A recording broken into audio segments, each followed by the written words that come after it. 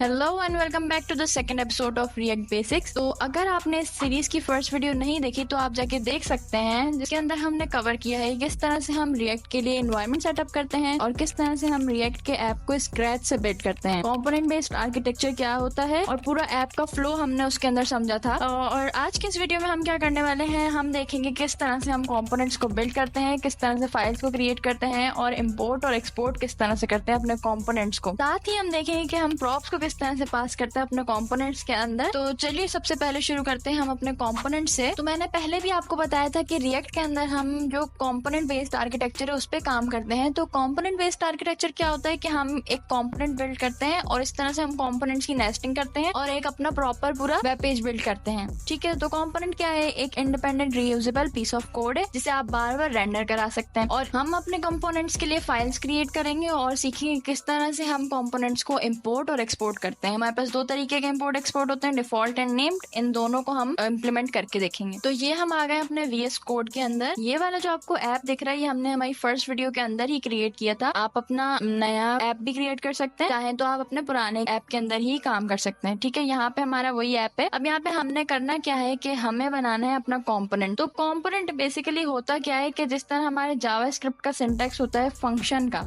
Same वही syntax होता है हमारे कंपोनेंट्स का भी। ठीक है, जस्ट डिफरेंस क्या है कि उसके अंदर एलिमेंट जो रिटर्न हो रहा है वो HTML का एलिमेंट है। ठीक है, HTML का एलिमेंट रिटर्न हो रहा है और यहाँ पे हम कुछ लॉजिक भी डिफाइन कर सकते हैं। अच्छा, ये तो हमारे सिंपल कंपोनेंट्स होते हैं। यहाँ पे अगर मैं आपको एक और एग्जांपल दिखाऊं कि हमारे कंपोनेंट्स किस तरह होते हैं, तो आप इस तरह से लिखते हैं फंक्शन हमारा कीवर्ड है, साथ में हमारे कंपोनेंट नाम आ जाएगा। ठीक है, कंपोनेंट का नाम हमेशा आपका कैपिटल लेटर से शुरू होना चाहिए। जैसे अगर मैं बना रही हूँ यहाँ पे इन्फो, ठीक है, तो यहाँ पे जो मेरा इन्फो का आई है वो कैपिटल होना चाहिए। ठीक है, इस तरह से ये हमारा कंपोनेंट बन गया। अब यहाँ से हम रिटर्न करवा देंगे किसी एलिमेंट को, हमारे HTML एलिमेंट्स को। एक H1 क्रिएट करूंगी और इसके अंदर मैं लिख देती हूँ नेम। ठीक है, तो ये हमारा कंपोनेंट है वो बिल्ड तो हो गया, लेकिन अभी ये रेंडर नहीं हुआ। हमें रेंडर कराने के लिए इसको ऐप के अंदर रेंडर कराना पड़ेगा। ठीक है, तो यहाँ पे हम इन्फो को कॉल करेंगे इस तरह से। तो ये अब हमारा जो कंपोनेंट है वो रेंडर हो गया। अगर मैं आपको अपना ऐप रन करके दिखाऊं, यहाँ से मैं टर्मिनल पे जाऊंगी और जाके अपने ऐप को स्टार्ट करूंगी। ठीक है, न्यू टर्मिनल खोल लेते हैं। ओके, हमें जाना है अपने CD करके रिएक्ट क्लास के अंदर। ओके, यहाँ पे हम कर लेते हैं npm run dev,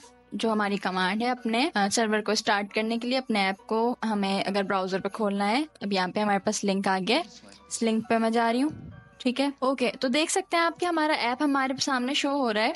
यहाँ पे हमने ये जो हमारा इन्फो था, हमारा कंपोनेंट हमने बिल्ड किया था, ये हमने अभी सेम फाइल के अंदर ही कंपोनेंट को बिल्ड किया। बट जब यूजुअली आप कंपोनेंट्स को बिल्ड करते हैं तो आप कंपोनेंट्स को डिफरेंट फाइल्स के अंदर क्रिएट करते हैं।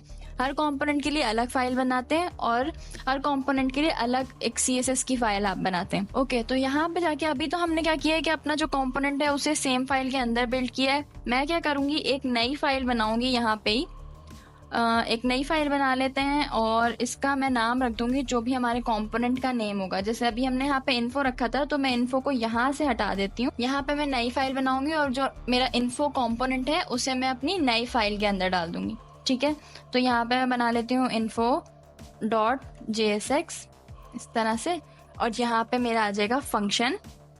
ठीक है, और दोबारा से हमारा जो कंपोनेंट था इन्फो, इससे हम रिटर्न करवा लेंगे एक H1। आप कोई भी एलिमेंट रिटर्न करा सकते हैं, हम यहाँ पे H1 रिटर्न करा सकते हैं और इसके अंदर हम दे देते हैं नेम। ठीक है, तो अभी यहाँ पे हमने अपने कंपोनेंट को बिल्ड तो कर लिया, लेकिन हमारा जो कंपोनेंट है वो हमारे पेज पे शो नहीं होगा। ठीक है, आपको यहाँ पे दिख रहा है हमारा जो कंपोनेंट है वो शो नहीं हो रहा। तो हमारा बाकी का जो UI चला गया वो इस वजह से, क्योंकि हमने इन्फो को यहाँ कॉल किया हुआ है लेकिन इन्फो एक्चुअल में क्रिएट ही नहीं करा। ठीक है, तो यहाँ से इन्फो को हटा देते हैं और यहाँ पे आ जाते हैं अपने फाइल के अंदर। यहाँ पे हमारे पास हेलो वर्ल्ड आ रहा है। ये हेलो वर्ल्ड कहाँ से आ रहा है, यहाँ से हमारे ऐप कंपोनेंट से आ रहा है। ठीक है, तो ये जो हमारा कंपोनेंट है इन्फो, इससे अभी अगर हमें अपने ऐप के अंदर रेंडर कराना है तो हमें इसे यहाँ पे कॉल करना पड़ेगा। अपने जो हमारा जो कंपोनेंट है ऐप, इसके अंदर हमें रेंडर कराना पड़ेगा, तभी हमारे पेज पे शो होगा। अभी आप देख सकते हैं कि हमारे पेज पे सिर्फ हेलो वर्ल्ड शो हो रहा है। तो हम क्या करेंगे, हमारा जो ये कंपोनेंट है हमें इसे यहाँ से पहले एक्सपोर्ट करना पड़ेगा। अब मैंने आपको बताया कि एक्सपोर्ट दो तरह के होते हैं, नेम्ड एक्सपोर्ट और डिफॉल्ट एक्सपोर्ट। तो डिफॉल्ट एक्सपोर्ट क्या होता है कि यहाँ पे अगर आप इस तरह से कर दें एक्सपोर्ट डिफॉल्ट, अब यहाँ पे हमने क्या किया, एक्सपोर्ट डिफॉल्ट फंक्शन यहाँ पे डायरेक्ट कर दिया। इससे क्या होगा कि हमने इसके आगे जो भी अपना फंक्शन बनाया, अपना कंपोनेंट बनाया है, वो खुद ही यहाँ से एक्सपोर्ट हो जाएगा और आप जाके उसे app.jsx के अंदर इंपोर्ट कर सकते हैं। ठीक है, तो अगर मैं यहाँ पे जाऊँ तो मैं यहाँ पे अब इसे इंपोर्ट करा सकती हूँ। यह हमारा पहला मेथड है, इसे हम कहते हैं डिफॉल्ट एक्सपोर्ट। दूसरा जो हमारा मेथड होता है वो किस तरह होता है, जब हमारे पास एक ही फाइल के अंदर मल्टीपल कंपोनेंट्स होते हैं, एक ही फाइल के अंदर एक से ज्यादा कंपोनेंट्स होते हैं, तो हम नेम्ड एक्सपोर्ट को यूज करते हैं। नेम्ड एक्सपोर्ट किस तरह होता है, हम यहाँ पे इस तरह लिखते हैं एक्सपोर्ट और इस तरह हमारे कर्ली ब्रेसेस, यहाँ पे हम लिख देते हैं इन्फो। ठीक है, इन्फो क्या है, हमारे कंपोनेंट का नेम है। अब फॉर एग्जांपल मेरे पास एक और फंक्शन होता, अब इसको यहाँ से हम हटा देंगे क्योंकि हम एक्सपोर्ट डिफॉल्ट नहीं कर रहे हैं, हम क्या कर रहे हैं, डिफॉल्ट एक्सपोर्ट नहीं कर रहे, हम कर रहे हैं नेम्ड एक्सपोर्ट। ठीक है, तो यहाँ पे आके मैं एक और कंपोनेंट बना लूंगी फंक्शन और इसका मैं नाम दे देती हूँ टाइटल। ठीक है, जस्ट मैं एक एग्जांपल दे रही हूँ।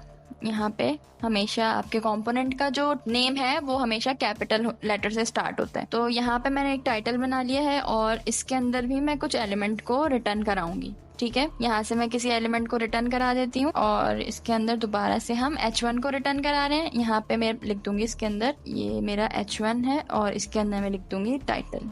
ओके, तो यहाँ पे हमने क्या किया, हमने दो यहाँ पे कंपोनेंट्स बनाए। ठीक है, और मैं चाहती हूँ कि दोनों को मैं एक्सपोर्ट कराऊं, तो यहाँ पे अगर मैं इसके साथ एक्सपोर्ट डिफॉल्ट फंक्शन, इसके साथ भी एक्सपोर्ट डिफॉल्ट फंक्शन लिख सकती हूँ, लेकिन हमारे लिए इजी यही रहेगा कि हम एक ही जगह से दोनों को एक्सपोर्ट करा लें। ठीक है, तो ये मेरा जो कर्ली ब्रेसेस है इसके अंदर मैं अपने टाइटल को भी यहीं से एक्सपोर्ट करा सकती हूँ इस तरह से। तो मैंने आपको बताया कि अगर आपकी एक फाइल के अंदर मल्टीपल कंपोनेंट्स होंगे तो आपको ये मेथड यूज करना चाहिए। अगर आपके पास एक ही कंपोनेंट है तो आप एक्सपोर्ट डिफॉल्ट फंक्शन को ही यूज करें। ठीक है, अच्छा यहाँ से हमने से यहाँ पे क्या किया, नेम्ड एक्सपोर्ट कर लिया। अब इम्पोर्ट किस तरह करते हैं, ठीक है, यहाँ पे अगर मुझे यूज करना है तो मुझे इम्पोर्ट करना पड़ेगा अपनी app.jsx के अंदर। ठीक है, यहाँ पे हम करते हैं इम्पोर्ट। ठीक है, और जो भी हमारे कंपोनेंट का नेम है, फॉर एग्जांपल हमारे पास इन्फो है तो मैं यहाँ पे इन्फो को इस तरह से एक्सपोर्ट करा सकती हूँ। हम VS कोड पे काम कर रहे हैं तो ये हमें खुद ही सजेशन देता रहता है। तो यहाँ पे इसने हमें सजेशन दी इन्फो की, हमने सेलेक्ट कर लिया और यहाँ पे हमारा कंपोनेंट इम्पोर्ट हो चुका है। ठीक है, अगर हमें कोई और भी, ये जो हमारा इन्फो है info.jsx, इसके अंदर हमारे पास एक और कंपोनेंट है टाइटल, जिसे हमें यहाँ से हमने उसे एक्सपोर्ट किया है।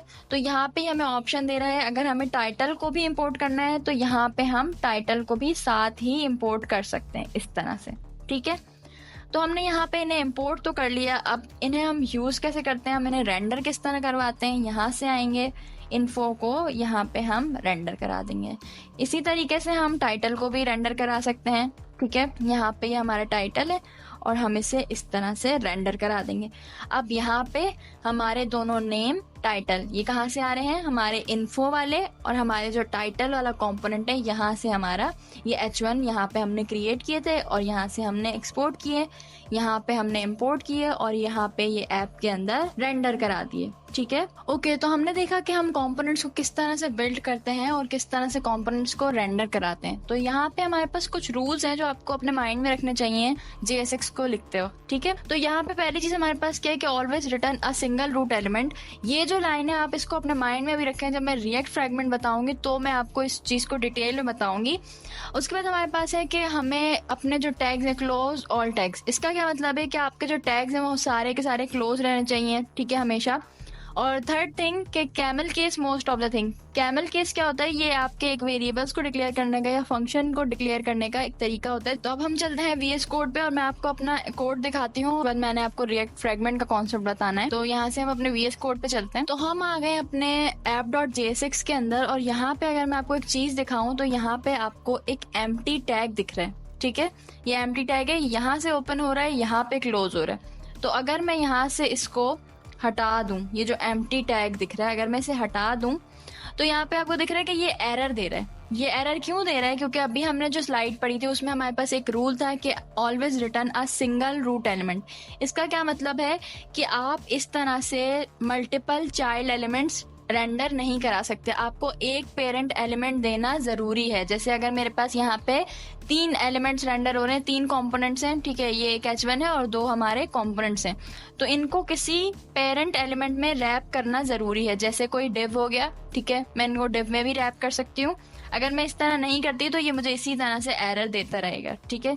यहाँ पे मैं अपने डिव टैग को क्लोज कर लूँ इस तरह से, तो अब आप देख सकते हैं कि अब एरर नहीं दे रहा।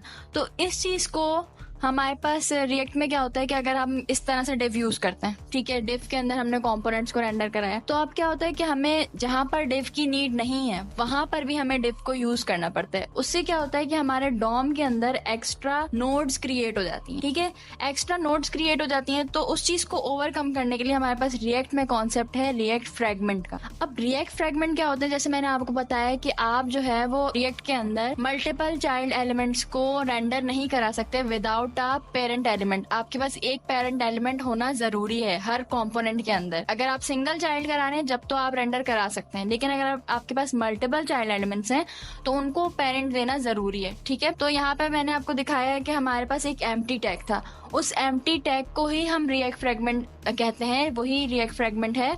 React fragment allows you to group a list of children without creating extra node. जैसे मैंने आपको बताया कि अगर हमारे पास नीड नहीं है डिव की, फिर भी हमें डिव ना यूज करना पड़े, उस चीज को ओवरकम करने के लिए हमारे पास रिएक्ट फ्रेगमेंट का कॉन्सेप्ट है, ठीक है। तो रिएक्ट फ्रेगमेंट से क्या होता है कि हमारे पास डॉम के अंदर एक्स्ट्रा नोड्स नहीं क्रिएट होते, serve as a cleaner alternative to using unnecessary divs in code. जैसे मैंने आपको बताया कि अगर हमारे पास रिएक्ट फ्रेगमेंट ना हो तो हमें अननेसेसरी डिव्स यूज करने पड़ेंगे अपने चाइल्ड एलिमेंट्स को रैप कराने के लिए, तो इसलिए हमारे पास रिएक्ट फ्रेगमेंट का कॉन्सेप्ट है। ओके, तो हम आ गए हैं app.jsx के अंदर और मैंने आपको बताया कि हमारे जो कंपोनेंट्स होते हैं वो रीयूजेबल पीसेस ऑफ कोड होते हैं, ठीक है।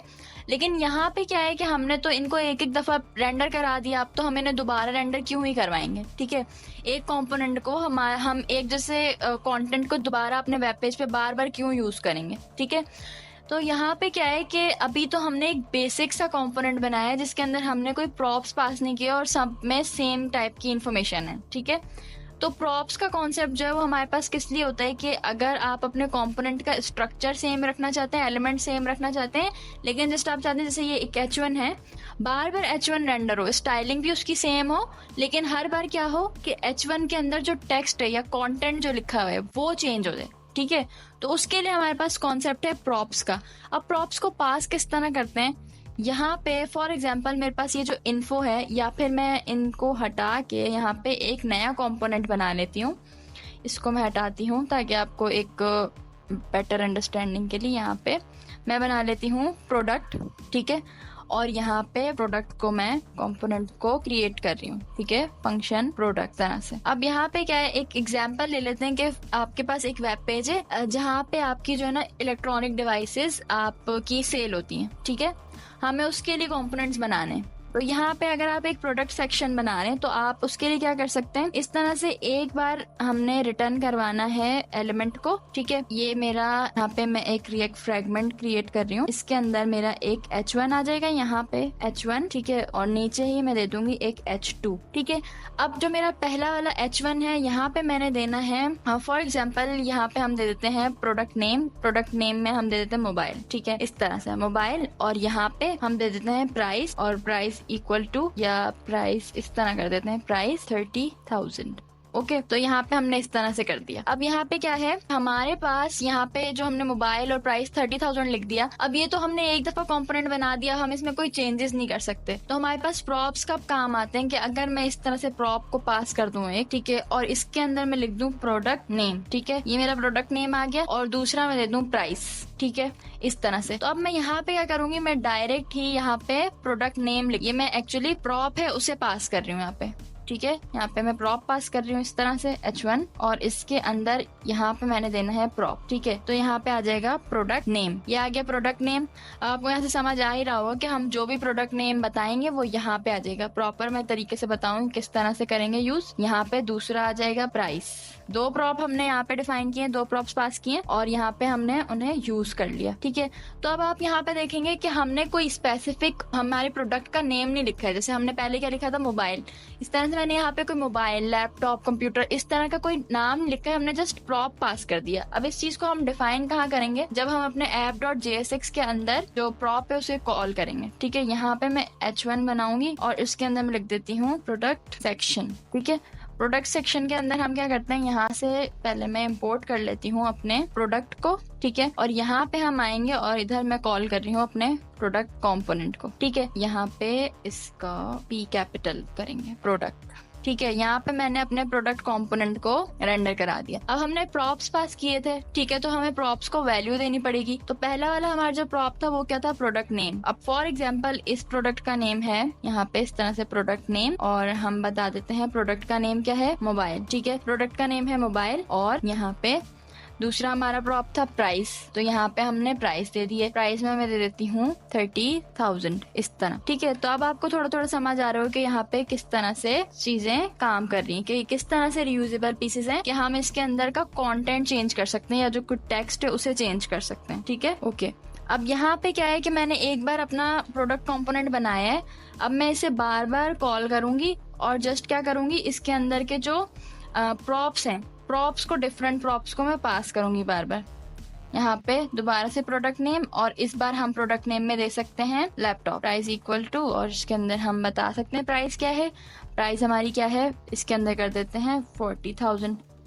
ठीक है, तो अब आपको थोड़ा सा समझ आ रहा हो कि रियूजेबल पीसेस किस तरह से होते हैं। हमने बनाया एक बार, हम इसके लिए यूआई भी एक बार ही डिफाइन करेंगे, हमारी जो स्टाइलिंग है वो एक बार ही डिफाइन करेंगे, और यहाँ पे हम इसे बार बार कॉल कर सकते हैं। अब हमारी वेबसाइट के अंदर बहुत सारे प्रोडक्ट्स होते हैं, हमारे पास मल्टीपल प्रोडक्ट्स हो सकते हैं, तो उनके लिए हम क्या करेंगे, बार बार प्रोडक्ट को कॉल करेंगे, जस्ट जो हमारी इन्फो चेंज करने वाली है उसे चेंज कर देंगे। ठीक है, जैसे नेम हो गया, टाइटल हो गया, प्राइसेस हो गया, उन्हें चेंज कर सकते हैं। अब यहाँ पे आपको दिख रहा होगा ये प्रोडक्ट सेक्शन है, और यहाँ पे हमारे पास ये मोबाइल के लिए आ गया, ये लैपटॉप का कंपोनेंट आ गया। कंपोनेंट एक ही है, जस्ट क्या है, आपके जो प्रॉप्स हैं उनकी वैल्यूज चेंज हो रही। तो ये थी हमारी आज की वीडियो, और इसके अंदर हमने सीखा कि किस तरह से हम अपने कंपोनेंट्स को बिल्ड करते हैं, किस तरह से इंपोर्ट एक्सपोर्ट करते हैं, प्रॉप्स को किस तरह पास करते हैं, और प्रॉप्स की वैल्यूज को किस तरह से सेट करते हैं। तो नेक्स्ट वीडियो में हम करेंगे रिएक्ट के हुक्स कवर, और हम सीखेंगे यूज स्टेट और use effect hook. Thank you so much for watching, see you in next video.